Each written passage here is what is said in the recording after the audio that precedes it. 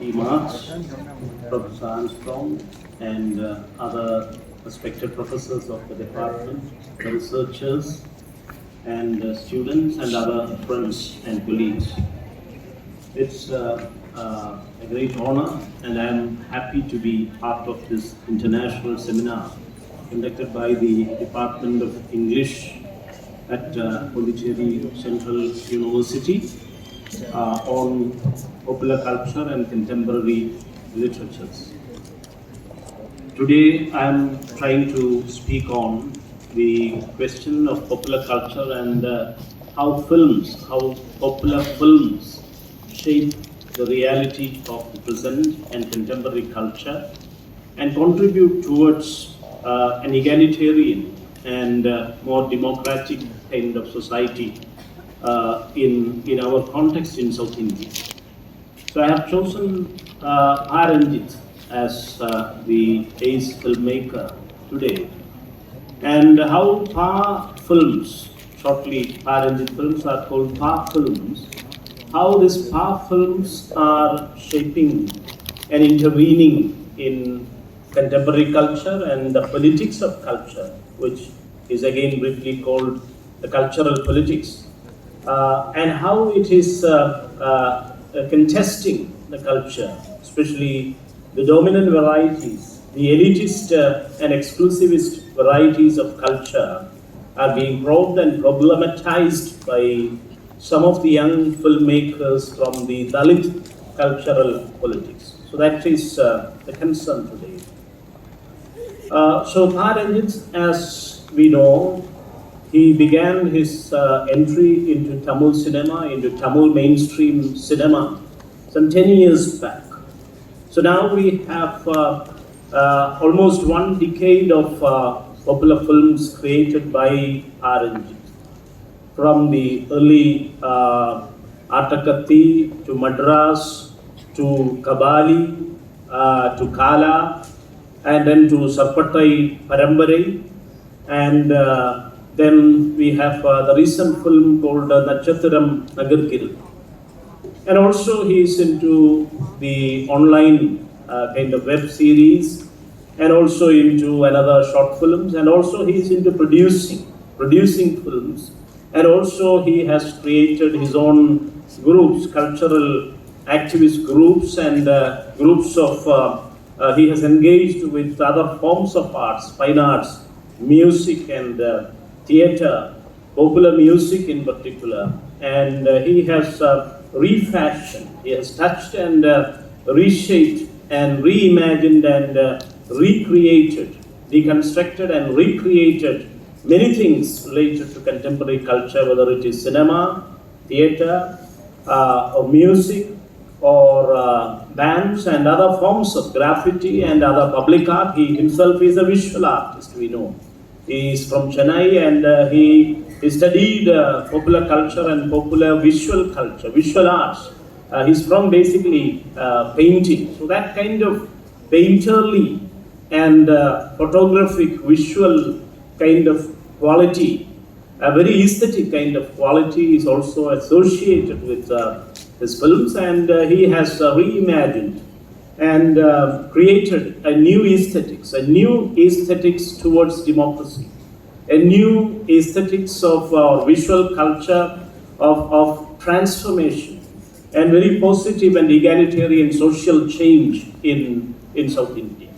And his films are now being accepted everywhere, not just in the Tamil-speaking parts of the world, in Tamil Nadu, or in the diasporic communities in South Asia, or in South Africa, or in Europe or America, but everywhere, even in a conservative, dominant place, a caste Hindu dominant place like Kerala or Karnataka, and many parts of India, his films are now hits, and also on the OTT and other web-based platforms, a wide increasing viewership is there for Ranjith films. So that kind of revolution, a transformation, a real cultural and political transformation, a social kind of mobility and visibility for the downtrodden, for the former untouchables and the excluded of India has been created and made possible by Ranjith. So that's why we are discussing Ranjith here. So if you take the example of the recent film, which is Nachathiram Nagirgirud, the shooting star, or the moving star, which itself is an image of mobility and speed and dynamism and flash and illumination. So that is the kind of suggestion that you find in the title itself. You find it as a play or a cinema about a play. We have the conventional form of the play within the play. So here it is a meta-filmic or meta-theatrical kind of take on cinema and theatre at large. And of course, it eventually refers to the theatre of life.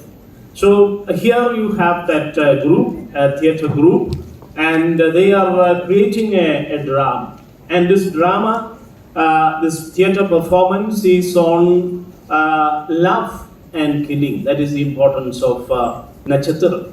It is on love and also the killing of love. It is on Kadal and Kadal Kolai, the kind of what you call the honor killing, which is actually a caste killing in the context of India. So how caste kills love, how caste shapes the love laws of India, how caste determines the socio-political and democratic equations of the country, especially in the context of Tamil Nadu. That is being articulated by Ranjith here. So by addressing the key issue of caste, he has addressed other issues as well, and also gender. You have the heroine, especially in his recent films, Sarpatta Parambarai or in Nachathiram, you have a very strong and powerful individualistic kind of heroines, like what we find in the ancient Tamil epics. In the morning I was talking to many, and they mentioned not just the greater legends and epics of Chatanar, where you find heroines like Manimekali or Kannagi and Madhavi and others. You also have that tradition of the Aimperikappiyam and also the Aim Kurunkappiyam.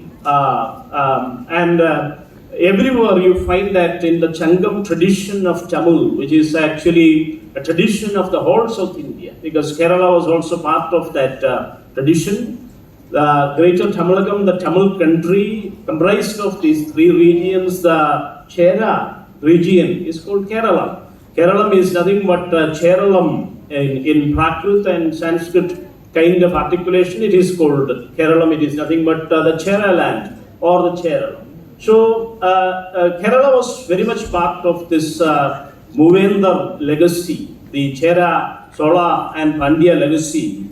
And many Aimperikappiyam works, many Changam literary works were composed in the now part of Kerala regions, like Vanchi, which is nothing but Kodungalur. So whether it is Kanchi or Kanchipuram, nowadays called Kanchipuram, the Pallava capital, or whether it is Vanchi, the Kodungalur region, which was the capital of the Cheras, or the Keraputhos, as Ashoka called. Ashoka in his edicts 2,300 years ago. In BC 3rd century, it is Emperor Ashoka, the great Mauryan emperor. He addressed the people of Kerala as Keraputho and Ketalaputho, which means actually he was speaking in the northern variety of Prakrit, in the Magadhi Prakrit called Pali. And that is why he used the consonant K instead of Ch, because in the Prakrit and Sanskrit articulations it is K. So that is why it is called Kerala. It is nothing but the Cherala. So anyway, I am just invoking that common legacy of India and South India and South Asia in particular, where you have this great epics dealing with social life, and also great heroines like the heroine of Chatanar, that is Manimekali. So that kind of heroines you will find in Ranjith films. That is what you have the character The lead female protagonist, Tamil or Rene, she's also called Rene, representing the Tamil Renaissance in modern times. Professor G. Aloysius himself is here. I am very honored and delighted to meet him. So he himself has critiqued that modernity and its shortcomings. But unfortunately, in the country, the modernity is in peril. The modernity of the country, which is enshrined, the liberty, equality, fraternity principles that are enshrined in the Constitution of India, these things are the modern, very much the basic minimum modernity is in peril today because of various factors, because of cultural forms of ultra-nationalism, cultural nationalism growing in the country, intolerance growing in the country, violence and erasures and very centralized repressive forms of governance and lack of representation. That is the true issue. According to the Constitution, adequate representation, Article 16.4, adequate representation of the communities are required, especially those who were left out of the mainstream, those who were chased away in the name of caste in particular. So that adequate representation is no longer in currency. It is being consistently undone. So the social justice core of the Constitution is in peril. The values of liberty, equality, and fraternity, the foundational democratic ideals and values of modernity, modern democracy are in peril here. So that's why we have to pitch on the issues of modernity. So anyway, in this kind of a context, we are talking about the democratic dimension of popular culture and cinema, especially in Ranjith's films. So that is why his introduction or his creation of this kind of very agentful and articulate heroines, what you find in Nachathuram, Tamil or Rene, she says that Kadal is Mukhyaman political vishayam. She says Kadal is not just Kadal. Love is not mere lust and lure, but it is actually a political issue, she says. And her name, Rene, it represents Tamil Renaissance. Tamil Renaissance, especially under Ayodhidasa Pandidar and all. Ayodhidasa and Periyar. Professor Aloysius is now working on Periyar after his brief work on Ayodhidasa. So the tradition, the Dravidian kind of legacy, we also mentioned about the Dravidian legacy in the beginning. So that was actually created in the 19th century at the wake of the modernity in India. During the British Raj, that kind of values were shaped. So it was a truly cosmopolitan kind of legacy. Ayodhidasa Pandita, by writing Indira Desa Sarithram, the Buddhist history of South India or Tamilagam, and also talking about Dravida, Pandian and Tamilan and all, he was actually creating and imagining a modernist kind of future and present for the greater Tamil country. So Ayodhidasa Pandita is acceptable and is a greater model for the whole of India now, because cultural nationalism has created this divide, this communal kind of polarization, and a cultural kind of jingoistic nationalism in the country. So the legacy of Periyar, and not just Periyar, but Ayodhidasa Pandidar is also very important. So that is the importance of the character of Rene. Rene, who represents the Tamil Renaissance, which is a kind of global, cosmopolitan kind of thing, which we may compare to the heroine of Chatanar or Kannagi, or even Sangamitra, the daughter of Ashoka, who came to South India and Ceylon and educated and proselytized these parts of South Asia. So that kind of a greater legacy is there in the character.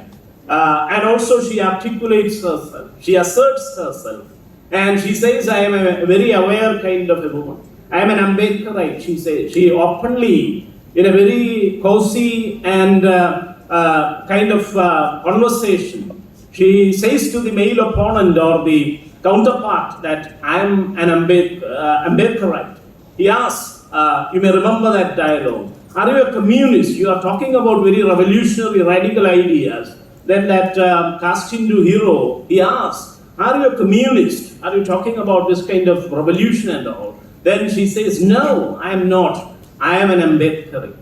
So that kind of assertion of modernity, the values of democracy, equality, liberty and fraternity, which Ambedkar has recreated, like Yodhitasa, the first movement, the first democratic movement of outcasts was led by Pandit Ayodhya in Tamilagam. Then in the 1920s, 10s and 20s and 30s, it was in Kerala. Narayana Guru and his disciples. Narayana Guru is also called the Kerala Buddha by his disciples. His five disciples like Mulu, Pandit Karuppan and Sahodharan Ayyappan. Sahodharan Ayyappan is also called Pulayan Ayyappan because he was very much with the Pulaya, the Dalits and the outcasts of the society. Guru himself, he actually practiced that kind of inclusion which the Buddha created or initiated some 2,500 years ago by including the so-called outcasts and the people at the bottom into his Sangha. Chandala Bhikshuki, which is written by another disciple, Kumaranashan, the poet laureate Kumaranashan, which has seen 100 years. Now it is the centenary celebration for Kumaranashan's Chandala Bhikshuki.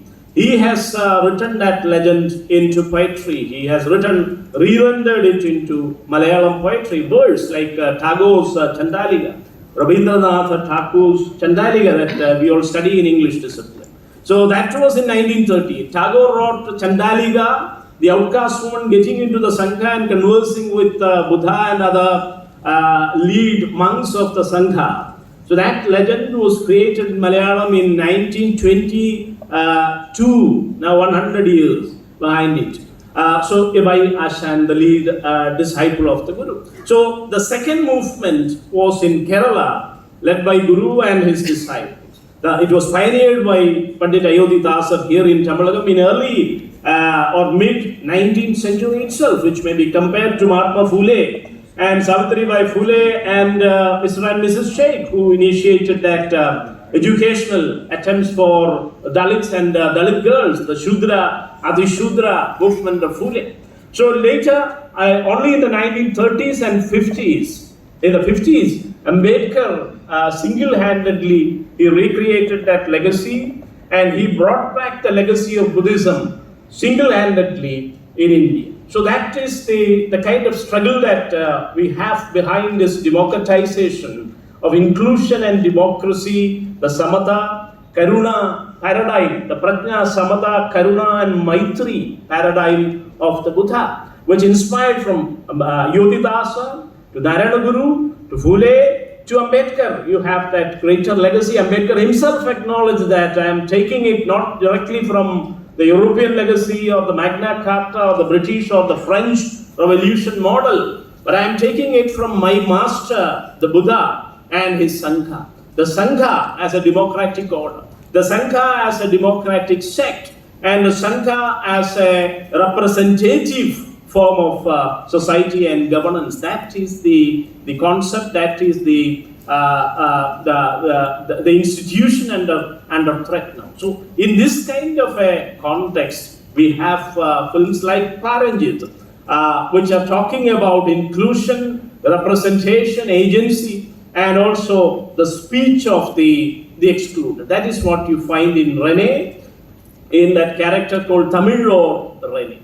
And also you find a kind of very important semiotics and aesthetics that are being created by Paranjit in most of his films, especially in the recent films, at least from Kala and Kabali onwards, you find that kind of a hero, a Dalit hero, emergence of a Dalit hero, not just heroine. Mentioned about Sarpattai, where this Darusha Vijayan was introduced as a Dalit Bahujan heroine. And in Natchatram, he has established that Dalit Bahujan heroine who can openly tell that I am an Ambedkarite. Ambedkarite means I am for India, I am for the Constitution, I am for democracy, I am for liberty, equality, and inclusion and representation, which is the foundation of democracy. There is no democracy without social representation. You cannot think of social democracy without social inclusion and social kind of participatory kind of representation of the most basic communities of people.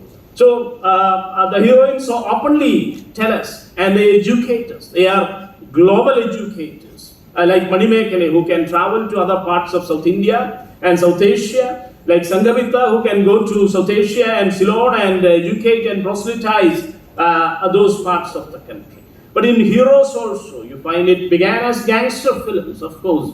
He has to intervene in the cultural politics and the, what you call in the commercial industry, the film industry. You need to talk about the capital and the commerce that are involved. And that is how Ranjith began. He used that stardom, the star value of that style Bannan, Rajani, and he introduced him and gradually established him as a kind of Dalit hero, a gangster, of course, a don, an underworld mafia don, but at the same time he is such a cosmopolitan figure. Like Pandit Ayodhidasar and Periyar going to South Asia, to Malaysia or Singapore or Thailand and many other parts of the world where the Tamil diasporas are there. And this Kabali Ishwaran, it is having a kind of Shaivite kind of reference in the title, but actually he is a kind of Chitta or a kind of Kabbalah kind of yogi.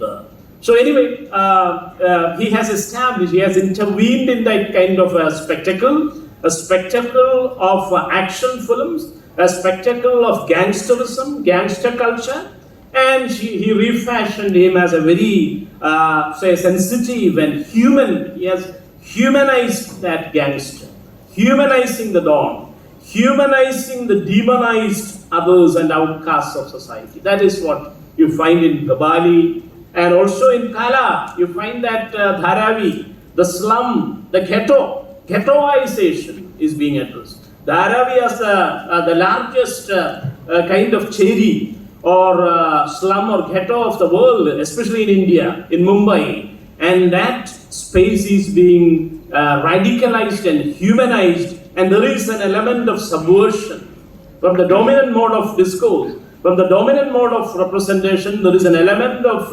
subversion involved, because this hero, this Dalit hero, and the element of black, the color code and semiotics of black that he introduced. He is wearing that black dhoti and the black shirt and also the black jeep and all. So that kind of a new aesthetics, a new visual code is being constructed and gradually embedded into the popular discourse, into popular cinema by Ranjith. So he has refashioned the notion of stardom. And also he has radically subverted and recreated a new Dalit hero, the rise of a new Dalit hero, which you can compare with other more, say, art house movies of India. From the Dalit cinema itself, you can have from Maharashtra in Marathi. You have in contemporary Marathi cinema, you have people like Chaitanya Tamhane, the court fame filmmaker who won many accolades in Cannes and all the global festivals. Chaitanya Tamhane is caught, you might have seen. And also people like Nagaraj Manjule, Fandri fame, and Sairat. Sairat is a very comparable film because it is dealing with what you call the honor killing. The caste killing is being addressed by Nagaraj Manjule. And Gajendra Ahire is also there. So only in Marathi, only in modern Marathi, in contemporary cinema, you have a kind of comparison to Ranjith. Unfortunately, in the recent film, he has addressed that issue of caste killing and how caste has been the most important and crucial and vital social reality, socio-political and cultural reality in this country, which is creating this graded inequality, according to Ambedkar and other scholars who analyzed it. And how you cannot move ahead without addressing this issue of caste, this entrenched socio-cultural political reality of caste, how this graded inequality must go. And that is the thrust of the Constitution. The affirmative action or reservation is a tool to ensure social justice and representation of the excluded. Without representation, you cannot boast of a democracy. But unfortunately, that is the situation now. especially in the EWS kind of verdict of the constitutional bench, the five-member bench.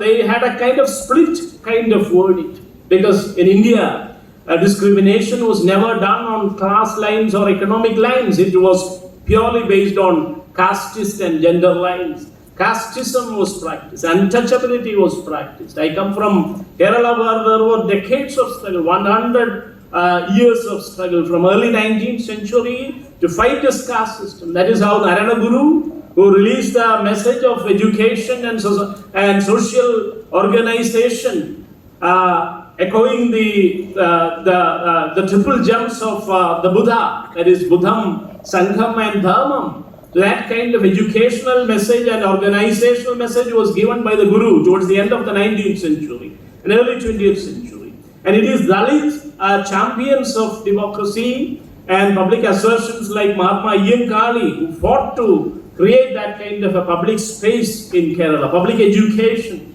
entry into schools, entry into public roads, even to wear clothes. There were the great Nadar revolts of Kerala, Nadar women, or Chandar revolt as it is called in the colonial times. So Nadar women revolted to get the very basic freedom to cover their breasts in public. Even that was prohibited in the casteist law. So the caste was the reality.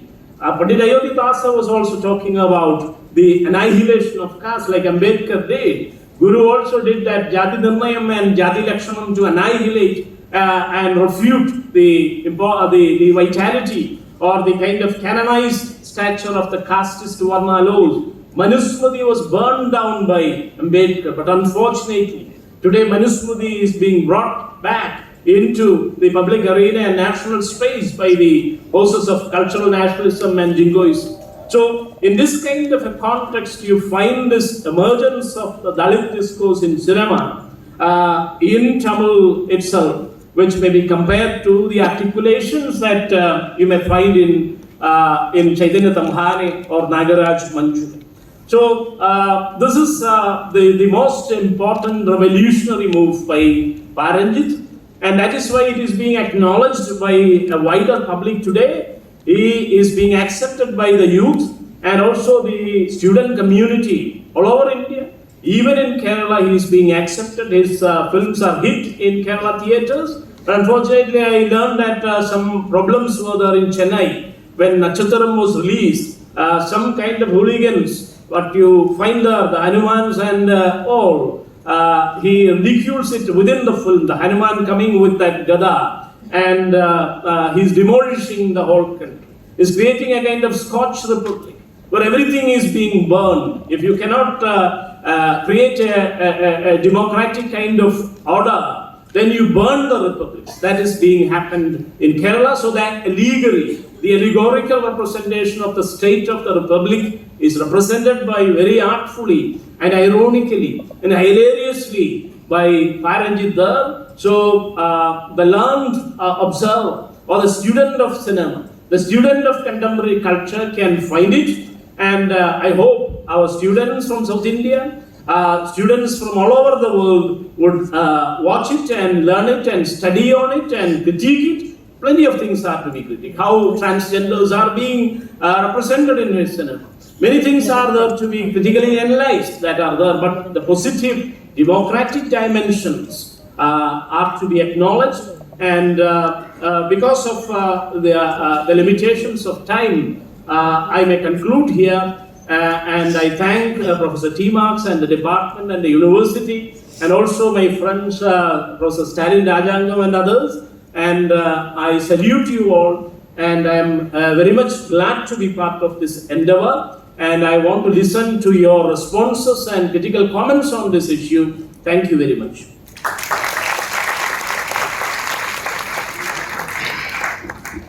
Thank you, sir. That talk was indeed loaded with lots of information.